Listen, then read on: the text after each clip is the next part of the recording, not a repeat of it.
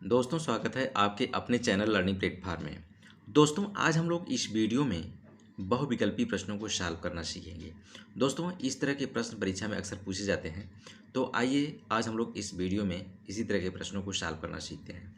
यहाँ पहला प्रश्न आप लोगों के सामने है, किसी संख्या यक्स और 7 का गुणनफल 28 है तो वह संख्या बताना है। आपके विकल्प नीचे दिए गए हैं, तो इसको कैसे सॉल्व करना है ये देखते हैं। किसी संख्या यक्स और 7 का गुणनफल यानी सॉल्यूशन हो जाएगा। अगर हम किसी संख्या यक्स और 7 ये जो संख्या है इसका गुणनफल कर दें तो कितना आता है, 28 मिलता है। ये प्रश्न के अनुसार है कि किसी संख्या यक्स और 7 का गुणनफल जब हम गुणा कर देंगे तो कितना मिल जाता है, 28 मिल जाता है। तो वह संख्या ज्ञात करना है, यानी यक्स का मान ज्ञात करना है। यहाँ आप देख रहे हैं कि यक्स गुणे 7 बराबर 28, यह आपको एक समीकरण के रूप में दिख रहा है। तो एक्स का मान ज्ञात करने के लिए क्या करना होगा, एक्स इक्वल टू, अब ये 7 गुणा में है, इधर भेजेंगे राइट हैंड साइड में, यानी 7 को राइट हैंड साइड में पक्षांतर करेंगे तो ये बटे में चला जाएगा। क्या हो जाएगा, 28/7। तो 7 इकाई 7, 7 चौक 28, यानी एक्स बराबर क्या आ गया, 4। यही फाइनली आपका क्या हो गया, आंसर हो गया। अब प्रश्न के अनुसार देख लेते हैं, किसी संख्या x और 7 का गुणनफल, x 7 बराबर 4 आ गया। जब 4 और 7 का गुणनफल कर देंगे यानी x के स्थान पर 4 रख देते हैं तो 4 गुणे 7 करेंगे तो 28 आ जाएगा। क्लियर दोस्तों, यानी विकल्प नंबर 3 आपका राइट आंसर है। नेक्स्ट क्वेश्चन आइए देखते हैं। अगला क्वेश्चन है, किसी संख्या x में 5 से भाग देने पर भागफल 7 आता है तो वह संख्या ज्ञात करना है। तो क्या हो जाएगा, किसी संख्या x में 5 से भाग देने पर, तो भाग दे दीजिए, x/5 में भाग जब हम देते हैं तो भागफल कितना आता है, 7 आता है। क्लियर है। कोई भी प्रश्न बनाते हैं तो प्रश्न के अनुसार बनाते हैं। x में 5 से भाग देते हैं, x में हमने 5 से भाग दे दिया तो भागफल कितना आता है, 7 मिल जाता है। भागफल 7 आ गया। यहाँ x/5 = 7 ये एक इक्वेशन दिख रहा है, तो इसमें x का मान ज्ञात कर लेंगे। तो x बराबर क्या हो जाएगा, 7, और ये 5 इधर बटे में है, पक्षांतर होगा तो इधर इंटू में चला जाएगा। क्या मिल जाएगा, x बराबर 7×5 = 35, यानी x का मान क्या आ गया, 35। यही क्या हो गया, आंसर हो गया। अब 35 x के स्थान पर 35 रखेंगे तो 35 में जब 5 का भाग देंगे तो 5×7 = 35, 7 आंसर आ गया। यानी आपका विकल्प नंबर 3 राइट आंसर है। आइए नेक्स्ट क्वेश्चन देखते हैं। तीसरा क्वेश्चन है, यदि एक विषम संख्या 2x + 1 है तो दूसरी क्रमागत विषम संख्या होगी। इस प्रश्न में ये दिया गया है, इसका विकल्प ये दिया गया है। अब प्रश्न को जरा ध्यान से समझिएगा, बहुत ही मजेदार प्रश्न है। एक विषम संख्या 2x + 1 है तो दूसरी क्रमागत विषम संख्या, ये पूछा गया है, क्रम से आने वाली संख्या। आइए एक एग्जाम्पल की सहायता समझते हैं। जैसे मान लीजिए एक विषम संख्या 3 है तो अगली क्रमागत विषम संख्या क्या होगी, इसमें 2 जोड़ देंगे तो क्या मिल जाएगा, 5। अब 5 में अगली क्रमागत संख्या, क्रम से आने वाली संख्या, फिर 2 जोड़ना होगा, क्या मिल जाएगा, 7।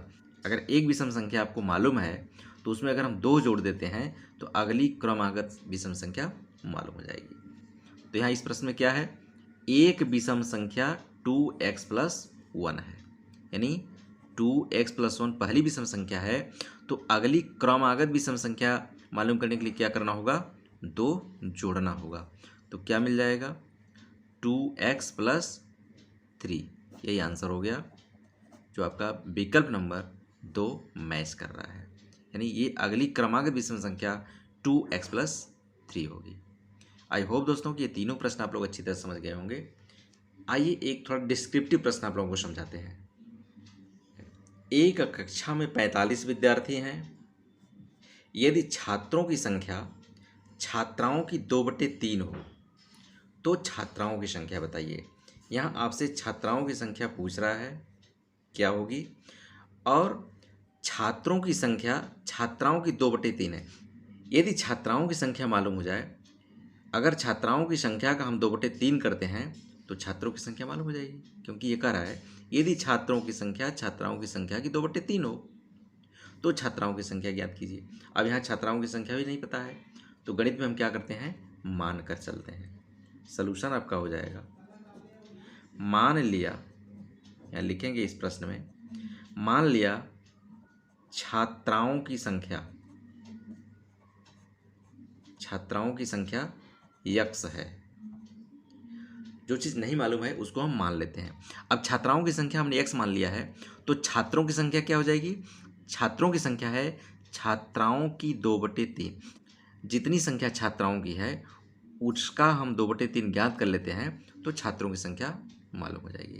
तो यहाँ छात्राओं की संख्या x हमने मान लिया है तो प्रश्न के अनुसार क्या हो जाएगा, x का 2/3 ये बराबर हो जाएगा। अब का मतलब होता है गुणा, यानी x गुणे 2/3 ये बराबर हो जाएगा 2x/3। ये किसकी संख्या हो गई, छात्रों की संख्या। क्लियर दोस्तों।